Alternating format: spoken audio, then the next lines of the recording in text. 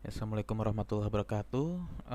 Pada pertemuan kali ini, saya akan memperkenalkan sedikit tentang version control. Jadi, version control ini sangat berguna bagi developer, entah itu developer sendiri atau kita mendevelop secara grup atau berkelompok. Nah, version control ini sangat berguna. Jadi, ada dua alasan yang mendasari kenapa version control ini digunakan untuk melakukan atau untuk mendevelop suatu aplikasi atau suatu program. Jadi, alasan yang pertama, di setiap program yang kita lakukan, kita nggak mungkin langsung jadi kan program yang kita buat. Seperti ini misalnya. Ini suatu ada desainer, dia ingin membuat suatu desain grafis di sini. Nah, di, di setiap perubahan yang dia buat, dia melakukan save as ya, atau pembuatan file baru. Pembuatan file baru ini tujuannya untuk misalnya dia membutuhkan file lama atau dia misalnya balik lagi ke desain lama, dia nggak perlu bikin lagi karena masih ada desain yang file baru, desain file lamanya, jadi bisa balik lagi ke file lamanya.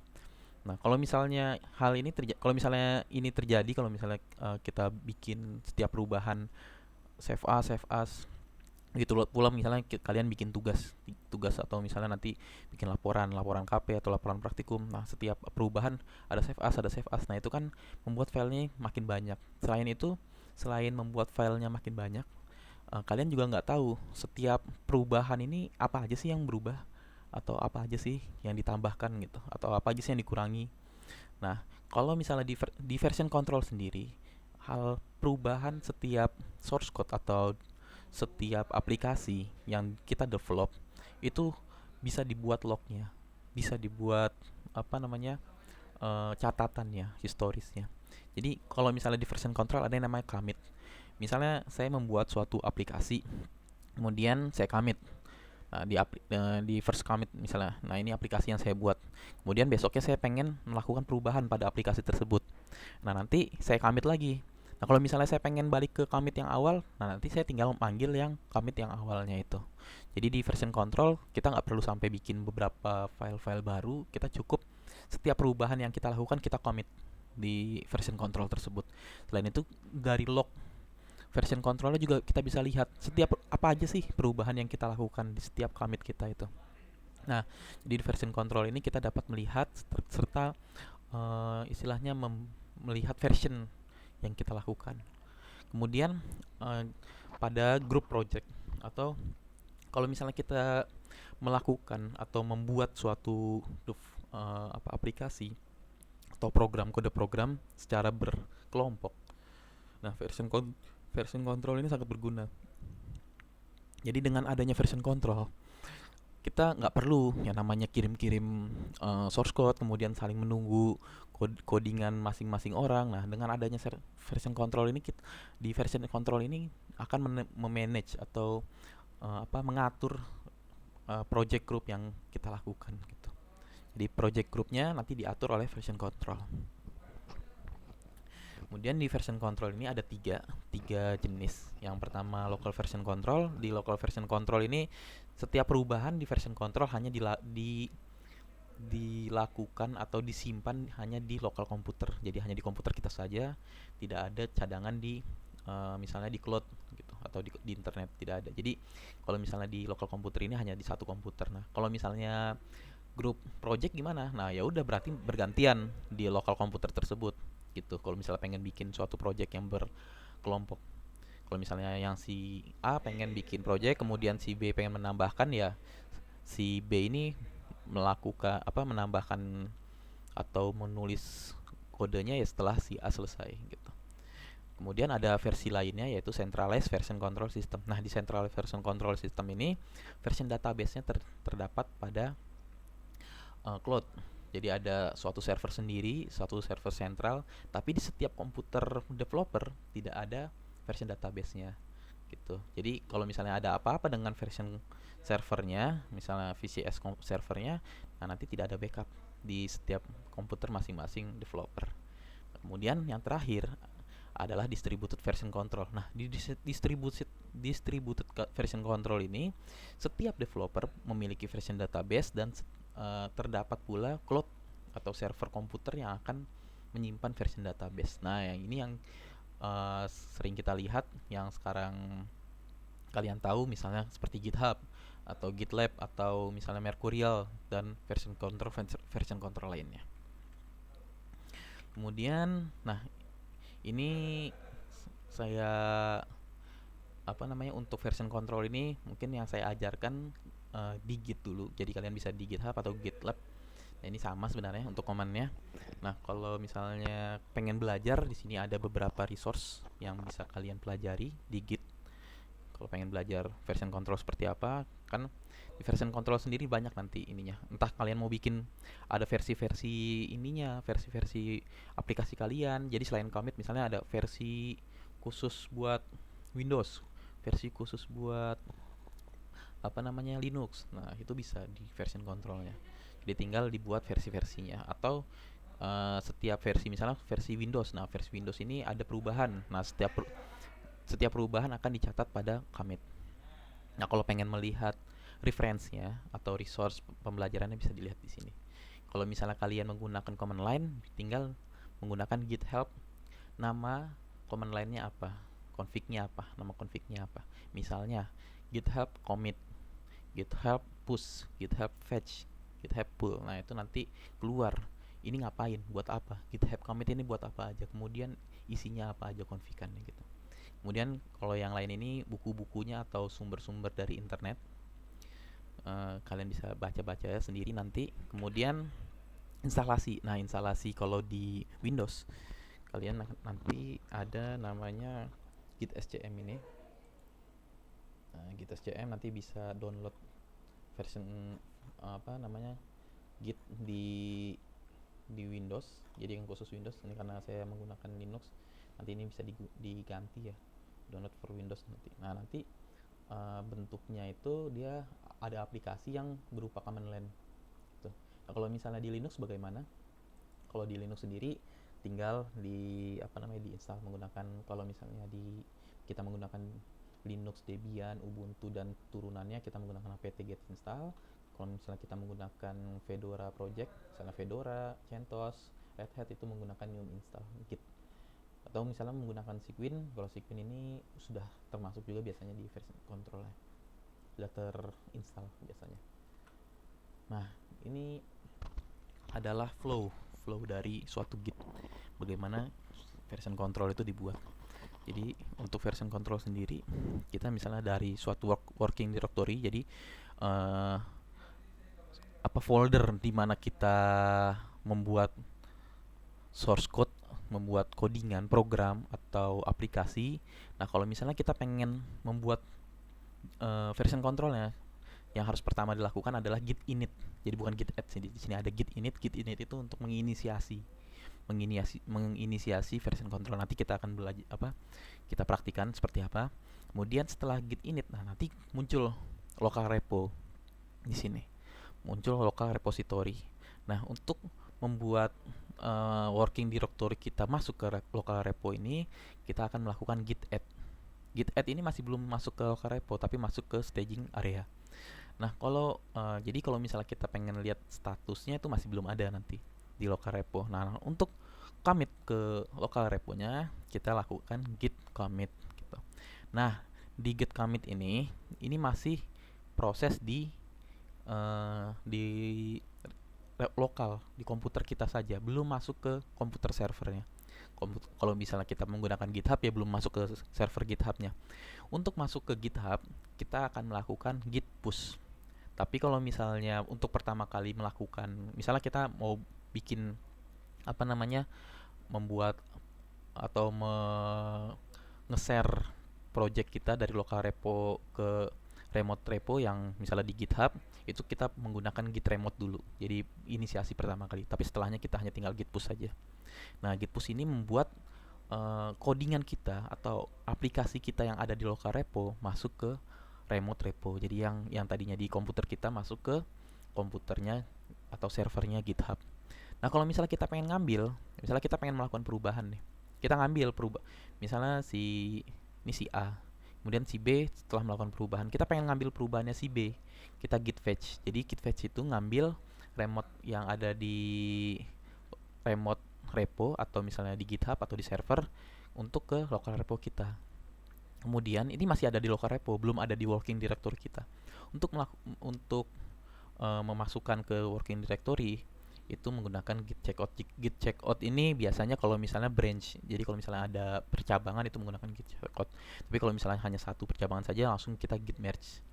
Nah, git fetch ini, git fetch dan git merge ini kalau digabungkan namanya git pull. Jadi kalau di git pull itu dari remote repo langsung ke working directory. Jadi program kita yang ada di ini langsung berubah gitu. Nah, ini git flow yang kalau misalnya terdapat dua developer misalnya. Misalnya pekerjaan kedua developer ini keduanya masih belum ada di komputernya, belum ada pekerjaannya source code-nya. Nah, baru ada di server misalnya. Nah, akhirnya keduanya ini melakukan, yang pertama misalnya si John. Si John ini melakukan git clone. Jadi git clone ini dia mengambil source code atau aplikasi yang akan di-develop ke si John dari server. Nah, kemudian si John ini melakukan sejumlah pekerjaan atau dia ngedit source code-nya. Setelah dia ngedit, dia melakukan git commit. Nah, di git commit ini nanti akan terjadi perubahan pada source code si John ini. Nah, nanti setelah itu dia ngirim misalnya di sini, ngirim ke si server. Ya, kalau di sini masih belum ada git push soalnya. Nah, di sini juga si Jessica dia akan melakukan git clone. Git clone ini dia sama mengambil source code yang ada di server untuk si Jessica. Kemudian dia melakukan perubahan. Nah, di sini karena si John ini belum commit. Nah, di sini si Jessica melakukan perubahan nih. Kemudian di git push.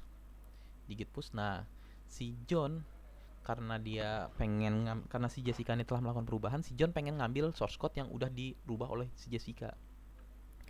Nah, di sini akhirnya di git fetch.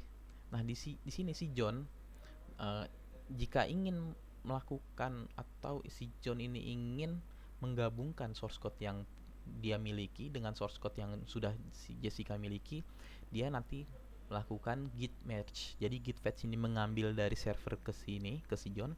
Git merge itu adalah menggabungkan antara pekerjaan si John dengan pekerjaan Jessica yang telah dikirimkan ke server. Nah, setelah di merge atau digabungkan, maka si John akan melakukan git push. Git push ini nanti istilahnya dia ngirim ke servernya. Jadi nanti servernya melakukan terdapat perubahan lagi. Nah, di sini kita bisa lihat di sini setelah di servernya berubah, source code-nya diambil lagi sama si Jessica di git fetch. Kemudian dia melakukan perubahan lagi misalnya di sini di git merge, atau dia kalau di sini kalau misalnya tidak melakukan perubahan, git merge dengan codingan sebelumnya dia misalnya. Kemudian di git push, kemudian git fetch dan setelah seterusnya begitu. Jadi kalau misalnya flow dalam suatu pembuatan program atau mendevelop suatu program antara developer lebih dari satu, nah itu seperti itu flow-nya. Jadi setiap mereka melakukan perubahan, mereka akan mengirim perubahan yang mereka lakukan ke server agar developer lain bisa mengambil perubahan tersebut dan menggabungkan dengan perubahan yang mereka lakukan. Kemudian apa saja yang kita lakukan apabila ingin membuat suatu repository di GitHub dari kode yang kita punya. Misal di sini saya punya kode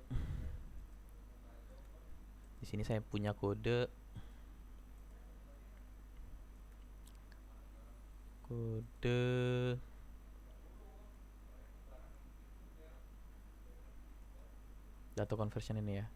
Nah, di kode ini saya melakukan membuat terdapat 3 source code misalnya di sini 3 source code. Nah, di sini saya pengen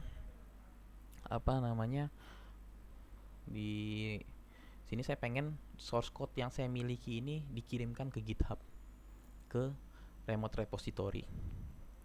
Nah, jadi nanti di sini kalau misalnya kalian menggunakan Windows nih, nanti diklik saja apa namanya, diklik saja Git-nya, aplikasi Git-nya, kemudian diarahkan ke diarahkan ke repository apa, diarahkan ke folder yang folder dari aplikasi atau source code yang kalian yang ada gitu maksudnya. Jadi misalnya di sini kalau kita lihat ya, di sini kan codingan saya terdapat di dokumen. Jadi saya arahkan, saya pindahkan di sini ke dokumen.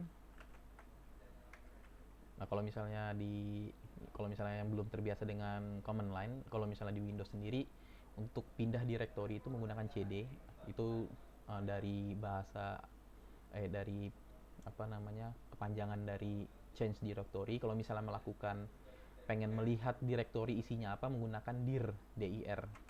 Nah, kalau misalnya di Linux beda, menggunakan ls. Nah, nanti di sini kita bisa lihat apa aja isinya. Kemudian kita pengen di sini ada directory data conversion. Nah, pindah lagi. Nah, di sini kita ls lagi, kita list. Nah, di sini ada nih, ada beberapa program. Kemudian di sini ada readme. Oh, ini readme yang tadi ya.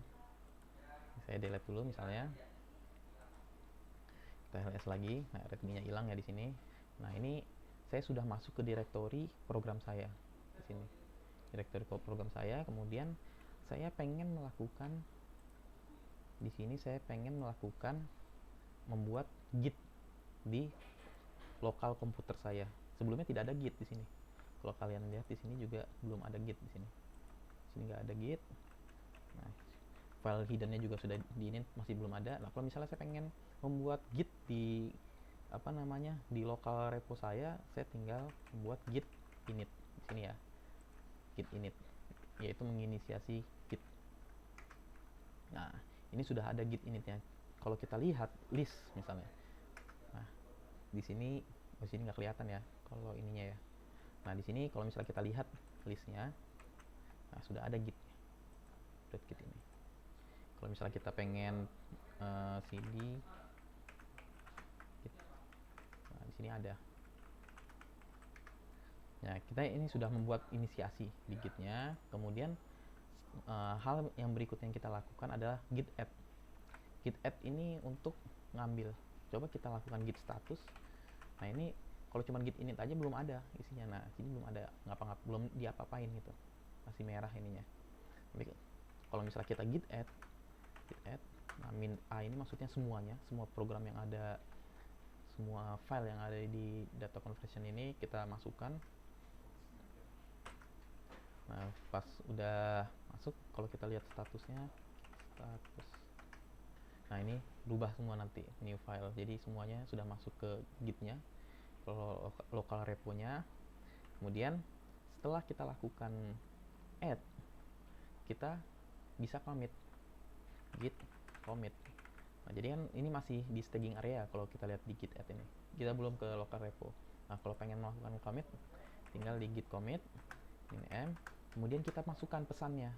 Pesan yang kita pengen commit itu apa. Jadi kan setiap perubahan ada pesan-pesan sendiri. Nanti misalnya first git misalnya, first commit misalnya. Nah, dia masuk ke git commitnya ini. Nah, kalau misalnya kita pengen lihat git lognya, git log, nah di sini ada first commit, di sini ada lognya, nanti ada historis yang kita lakukan commitnya ngapain aja. Nah, kalau misalnya apa namanya, di sini working apa istilahnya, kerjaan kita udah masuk ke local repo tapi masih belum masuk ke remote repo, ke GitHub. Gimana caranya membuat suatu apa namanya pekerjaan kita masuk ke GitHub? Jadi kita masuk ke GitHub yang kita miliki ya, gini GitHub. Nah, kita buat repository baru. Misalnya di sini saya ikuti saja dengan yang ini ya, namanya data conversion misalnya. Data conversion. Nah, ini nanti tinggal diatur publik. Nah, kita bikin repository. Nah, jika sudah bikin repositorinya, ini kan masih kosong nih, masih kosongan, belum ada isinya. Nah, untuk memasukkan untuk memindahkan program yang kita miliki di local repo ini menuju GitHub ini yang ada di server. Kita pertama kali nanti kita melakukan push namanya, push. Tapi karena kita pertama kali kita melakukan git remote dulu. Git remote add origin, kemudian reponya tps github.com.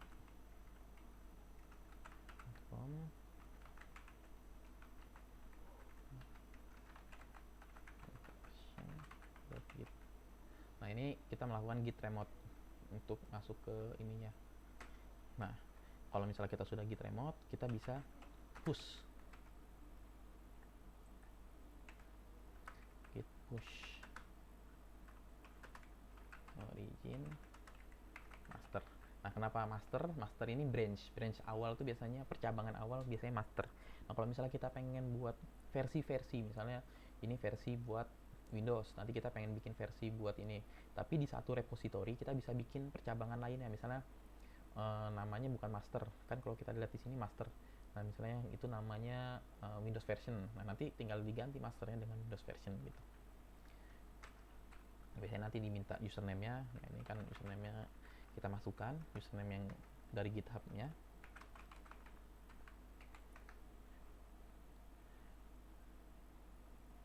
Nah, sudah dikirim ke GitHub. Kalau kita reload di sini, nah, file-file yang ada di sini sudah dimasukkan ke GitHub-nya. Di sini. File-file yang ada di sini sudah kita masukkan ke GitHub. Nah, kita lihat nih commit-nya. Commit-nya itu baru satu. Yang pertama saya buat commit yang tadi. Jadi kalau misalnya saya pengen bikin perubahan nih, misalnya di sini. Saya pengen buat perubahan. Nah, ini masternya cuma satu. Jadi kalau misalnya kita pengen bikin percabangan lagi, kita bisa nanti tambahin, bikin buat branch baru gitu. Ada juga buat konfigannya GitHub-nya seperti apa. Nah, misalnya saya pengen nambahin readme di sini. Readme. Nah, misalnya di sini data conversion add readme misalnya. Readme. Nah, ini pesan config-nya itu kita misalnya add. Jadi di sini kan kita biar tahu lognya ini di commit yang segini kita ngapain sih. Misalnya di sini add readme file. Nah, ini kita lihat commitnya kemana, ke master branch atau kita bikin branch baru gitu. Nah, di sini kita commit. Nah, kalau kita lihat di sini commitnya sudah ada dua. Jadi yang pertama first commit, yang kedua readme commit. Nah, kalau kita lihat di sini, misalnya kita melakukan git fetch. Git fetch itu kalau kita lihat lagi yang di sini, git fetch itu kan dia ngambil yang sudah ada di remote repository. Git fetch misalnya. Nah, ini dia ngambil yang ada di remote repository dari GitHub ini. Nah, kalau misalnya saya melakukan git merge. Nah, kan di sini kalau kita lihat ya, di sini belum ada program readme-nya. readme.me-nya itu belum ada. Kalau kita lihat di terminal ini juga belum ada. Misalnya nih, ls. Belum ada di sini. Tapi kalau misalnya kita lakukan git merge. Nah, ini ada perubahan. Jadi menambahkan readme di sini. Kita lakukan git log. Nanti ada penambahan readme di sini. Readme di sini ya. Yang melakukan perubahan adalah ini ada autornya di sini. Nah, kalau misalnya kita lihat ls, nah di sini ada tambahan readme md. Beda sama sebelumnya yang belum ada ya. Di sini. Di sini juga yang tadinya nggak ada, kemudian jadi ada. Tuh. Nah, kalau misalnya saya pengen ngambil nih program yang ada di GitHub. Misal kita keluar di sini. Jadi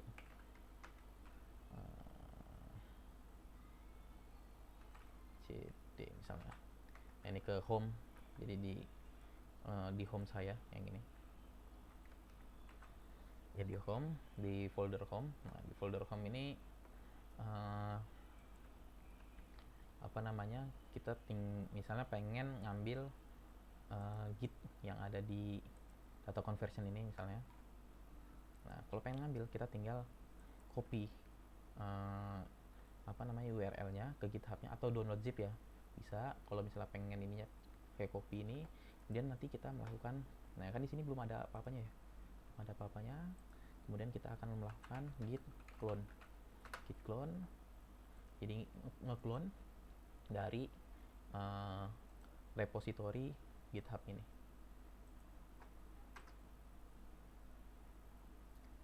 Nah, kalau kita lihat lagi di sini, yang tadinya nggak ada apa-apanya, ada tambahan.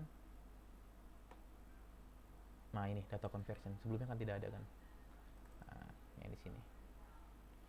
Kalau kita lihat di sini sudah ada gitnya juga. Jadi kalau misalnya kita pengen, kita nggak usah bikin init lagi, git init, karena sudah ada.